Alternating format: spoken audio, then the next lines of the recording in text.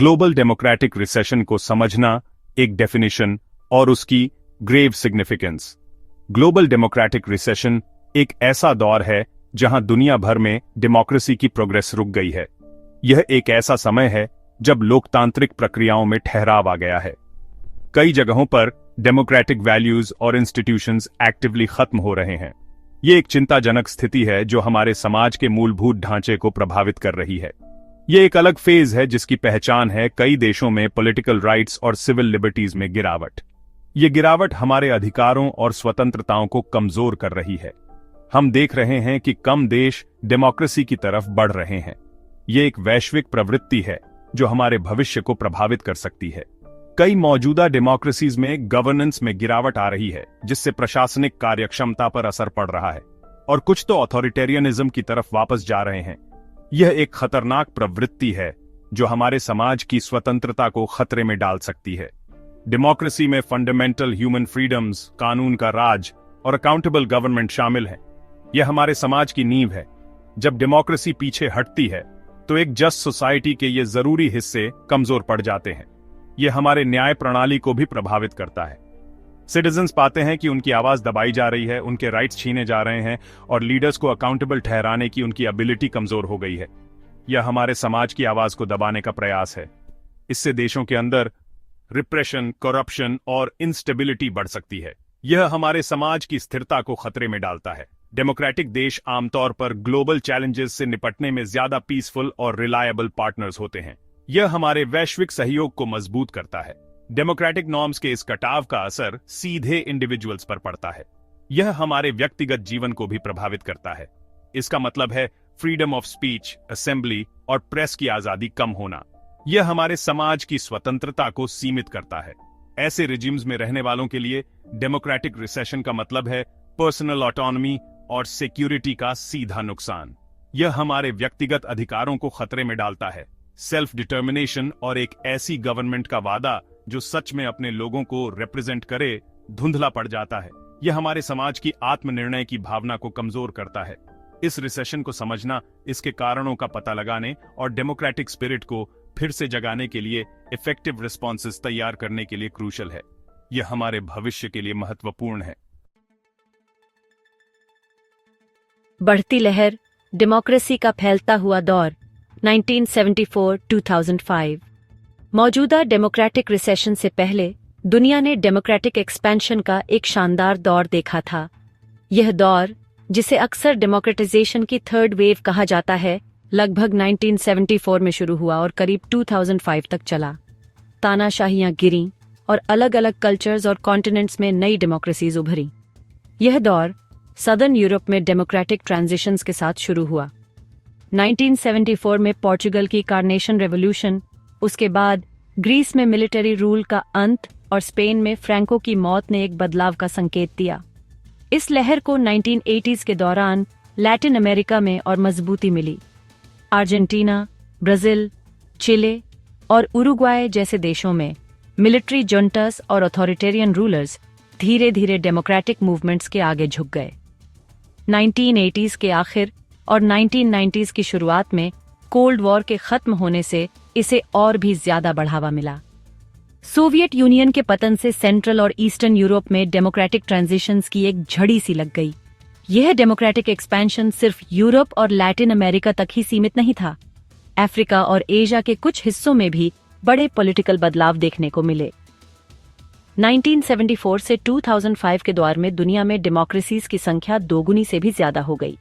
इस दौरान कई देशों ने पहली बार स्वतंत्र और निष्पक्ष चुनावों का अनुभव किया, जिससे ग्लोबल पॉलिटिकल लैंडस्केप में एक महत्वपूर्ण बदलाव आया।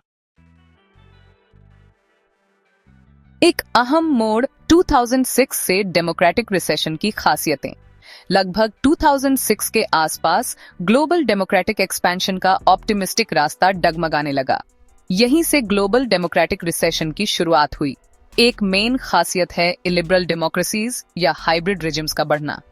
ये देश इलेक्शंस तो करा सकते हैं, लेकिन दूसरे जरूरी डेमोक्रेटिक हिस्सों को कमजोर करते हैं। एक और खास बात है ऑथोरिटेरियन रिजिम्स का बढ़ता दबदबा और उनकी सोफिस्टिकेशन। इस रिसेशन की एक और पहचान है एस्टैब्लिश्ड डेमोक्रेसीज में डेमोक्रेटिक गिरावट।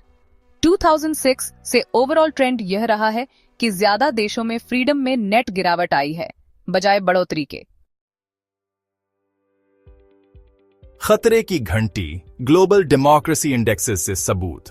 ग्लोबल डेमोक्रेटिक रिसेशन के होने और उसकी सीरियसनेस को कई जाने माने इंटरनेशनल ऑर्गेनाइजेशंस ने अच्छी तरह से डॉक्यूमेंट किया है। ये ऑर्गेनाइजेशंस लगातार डेटा इकट्ठा कर रही हैं और ट्रेंड्स को एनालाइज कर रही हैं। फ्रीडम हाउस ने अपनी सालाना freedom in the world report में 1.5 दशक से ज्यादा समय से ग्लोबल फ्रीडम में लगातार गिरावट बताई है। ये गिरावट अलार्मिंग है और इसे नजरअंदाज नहीं किया जा सकता। V-Dem varieties of democracy institute एक और कॉम्प्रिहेंसिव डेटा सेट देता है जो डेमोक्रेसी के विभिन्न पहलुओं को कवर करता है। वीडेम की रिसर्च ग्लोबल गिरावट की पुष्टि करती है और बताती है कि ऑटोक्रेसीज में रहने वाली दुनिया की पॉपुलेशन का हिस्सा बढ़ रहा है। ये ट्रेंड चिंताजनक है। The economist intelligence unit EIU हर साल एक डेमोक्रेसी इंडेक्स पब्लिश करता है जो एक चिंताजनक तस्वीर दिखाता है। ये इंडेक्स डेमोक्रेसी के हेल्थ को मापता है। EIU देशों को 4 तरह के रिजिम्स में बांटता है: full democracies, flawed democracies, hybrid regimes और अथॉरिटेरियन रिजिम्स। ये कैटेगराइजेशन हमें ग्लोबल पॉलिटिकल लैंडस्केप को समझने में मदद करता है। कुल मिलाकर ये सभी इंडेक्सेस एक ही परेशान करने वाले कंक्लूजन पर पहुंचते हैं: दुनिया भर में डेमोक्रेसी पीछे हट रही है। ये डिक्लाइन एक ग्लोबल फिनोमिनन बन चुका है। सबूत साफ और जोरदार है। डेमोक्रेसी की लहर सचमुच पीछे हट गई है। हमें इस पर ध्यान देने की जरूरत है। सेक्शन 5 गिरावट को समझना डेमोक्रेटिक रिसेशन के मुख्य कारण। कई कॉम्प्लेक्स और आपस में जुड़े फैक्टर्स ने ग्लोबल डेमोक्रेटिक रिसेशन को हवा दी है। एक बड़ा ड्राइवर है authoritarian adaptation. Authoritarian regimes power बनाए रखने में ज्यादा सोफिस्टिकेटेड हो गए हैं। दुनिया भर में पॉपुलिज्म और नेशनलिज्म के उभार ने भी एक क्रिटिकल रोल निभाया है।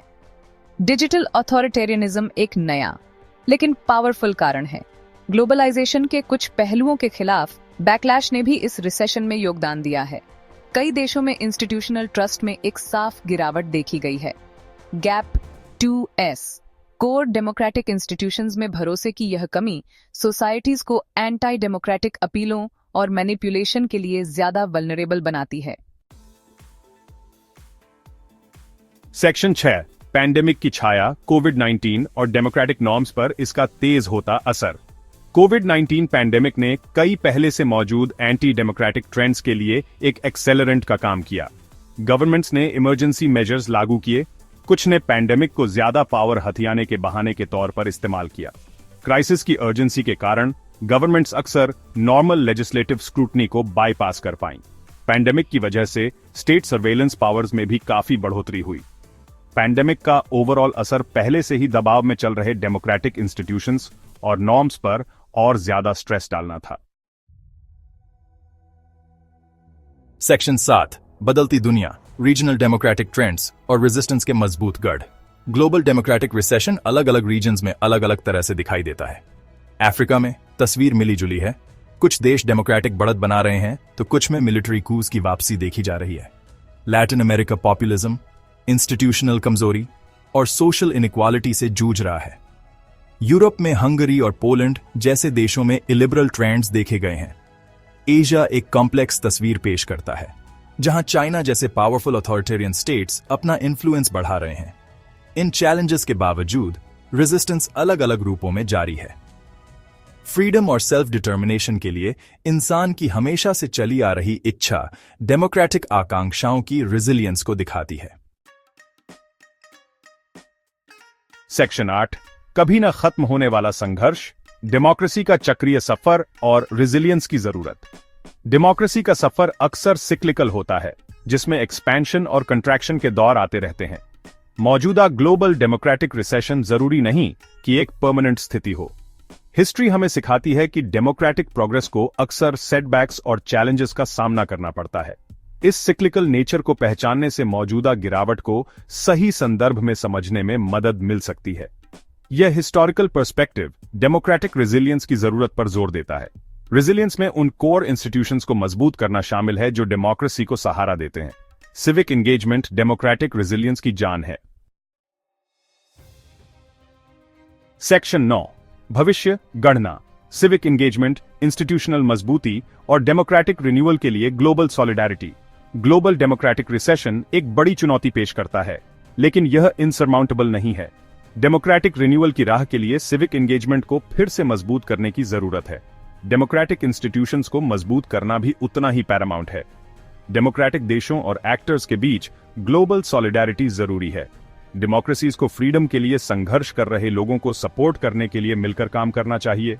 डेमोक्रेटिक आइडियल्स को बनाए रखने और आगे बढ़ाने के लिए अटूट कमिटमेंट की जरूरत है।